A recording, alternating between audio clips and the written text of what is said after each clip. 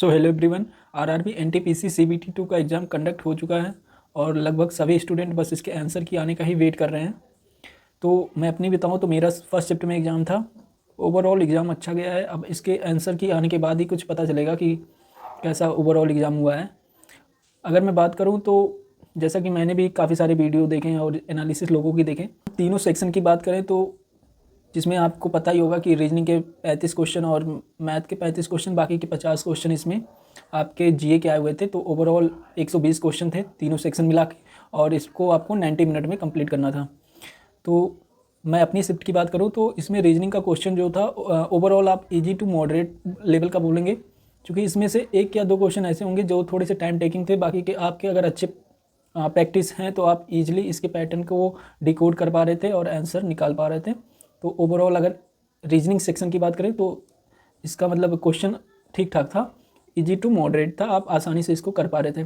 एक क्वेश्चन में मुझे ज़्यादा टाइम लगा क्योंकि वो डिस्टेंस एंड डायरेक्शन का क्वेश्चन था, और मैंने जो मुझे पेज मिला था तो उसको मैंने उस क्वेश्चन को एक कॉर्नर में करने की कोशिश की, लेकिन उसमें क्या था कि डायरेक्शन एक बार आपको ईस्ट में जाना था फिर वेस्ट में जाना था। तो इस तरीके से वो काफ़ी कन्फ्यूजिंग था, तो जिसके कारण से मेरा जो फिगर था वो छोटे से मैं बनाने की कोशिश किया, तो थोड़ा सा उसमें प्रॉब्लम हुआ मुझे आंसर निकालने में। बाकी का जो क्वेश्चन था वो आप मतलब थोड़े से ही टाइम में 1 या 2 मिनट के अंदर सभी क्वेश्चन को ईजिली आप आंसर कर पा रहे थे रीजनिंग सेक्शन में। मैथ की बात करें तो मैथ में आपका 4 से 5 क्वेश्चन ऐसे होंगे जो थोड़े से आप कैलकुलेटिव थे, और एक क्वेश्चन था जो शायद मतलब एक अलग पैटर्न पे पूछा था, और बाकी के 4 से 5 क्वेश्चन थे जो थोड़े से फ्रैक्शनल और कैलकुलेटिव वे में थे, जिसके कारण से उसमें शायद टाइम ज़्यादा लग रहा था। अगर मैं सेक्शन वाइज बात करूँ तो इसमें चैप्टर वाइज तो आपका एडवांस मैथ का जो पोर्शन था वो बहुत ही कम पूछा गया। मतलब आपका सिर्फ मेंसुरेशन से एक कोण पे बेस्ड क्वेश्चन पूछा था, और बाकी के इसमें बहुत ज़्यादा क्वेश्चन आपके मैथ सेक्शन से एडवांस मैथ से नहीं पूछे गए थे। ज़्यादातर आपका अरिथमेटिक से था, जैसे कि आपका प्रॉफिट लॉस से था, सिंप्लीफिकेशन हो गया, इसके साथ ही आपका CISI से क्वेश्चन था। तो इस तरीके से क्वेश्चन इसमें बने हुए थे। मैथ सेक्शन भी आपका ड्यूरेबल था, इसे भी आप इजी टू मॉडरेट लेवल में ही रख सकते हैं।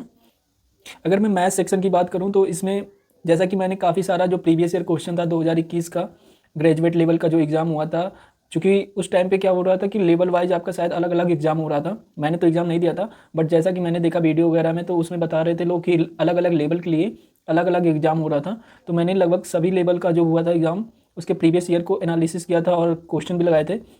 तो उसमें क्या था कि मैथ सेक्शन में आपका एडवांस मैथ का जो है काफ़ी ज़्यादा वेटेज था, बट इस बार जो एग्ज़ाम हुआ है इसमें बहुत ही कम क्वेश्चन पूछे गए हैं एडवांस मैथ से।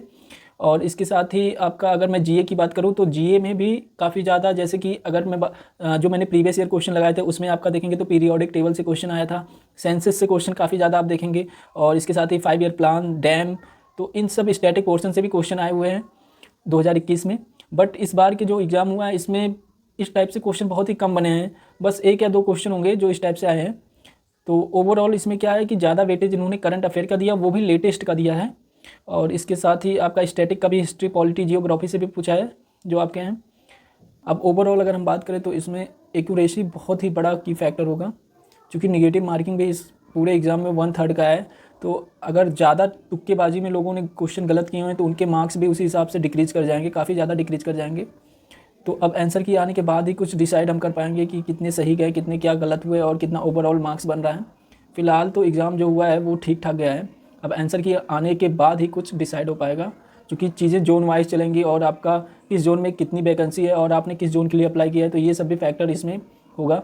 तो इस तरीके से आया हुआ है। अब जिनका एग्ज़ाम है अंडर ग्रेजुएट लेवल का, तो उन्हें क्या करना है कि आपका जो अरिथमेटिक पोर्शन है उसे काफ़ी अच्छे से प्रैक्टिस करना है, जैसे कि प्रॉफिट लॉस हो गया, CISI, और आपका फिर सिंप्लीफिकेशन के क्वेश्चन हुए, time and work and time का क्वेश्चन हुआ। तो इन सब क्वेश्चन को जो है काफ़ी अच्छे से प्रैक्टिस करनी है। एडवांस को आपको छोड़ना नहीं है, लेकिन हाँ आप प्रैक्टिस करके जाइए। इसके साथ ही जीए का जो है उसमें करंट अफेयर काफ़ी ज़्यादा वेटेज है, तो आप करंट अफेयर को अच्छे से करने की कोशिश करिए। इसके साथ ही कंप्यूटर का भी आप कंप्लीट कर लीजिए, और आप जो बेसिक जो आपके 4 सब्जेक्ट हैं इसके साथ ही स्टैटिक, इन सबको भी अच्छे से रिवाइज करके जाइए, जिससे आपका ओवरऑल जो एग्ज़ाम है वो अच्छे से जाए। क्योंकि इसमें जो सबसे ज़्यादा वेटेज कैरी कर रहा है वो आपका जीए का ही पोर्शन है, और ये बहुत ही बड़ा रोल प्ले करेगा आपका पूरा एग्ज़ाम को क्लियर करने में। तो अच्छे से पढ़िए और रिवाइज करिए। Thank you.